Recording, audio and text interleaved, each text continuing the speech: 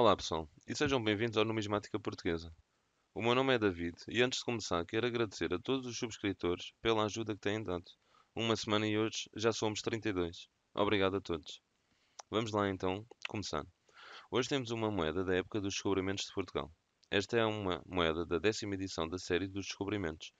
Esta é a da descoberta do Brasil. É uma moeda comemorativa, alusiva à memória de Pedro Álvares Cabral, navegador que fez a descoberta da ilha Vera Cruz, no ano 1500, que hoje esse mesmo território tem o nome de Brasil. É uma moeda comemorativa da República Portuguesa do ano 1999. Ela pesa 21 gramas e tem 36 milímetros de diâmetro. O tipo de rebordo dela é serrilhado. No seu obverso, podemos ver as 13 embarcações com que Pedro Álvares Cabral chegou ao Brasil. Vemos também escrito República Portuguesa, vemos o brasão de Portugal, temos o ano em baixo, 1999, o valor facial, 200 escudos.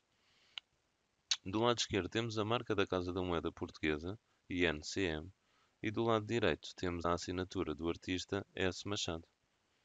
No seu reverso, podemos ver algum detalhe na zona do cabelo, no chapéu e na barba. Vemos a imagem de Pedro Álvares Cabral de perfil, vemos o nome escrito à volta da moeda. Depois temos também a parte do continente da América do Sul e vemos Porto Seguro. Também vemos escrito Brasil 1500.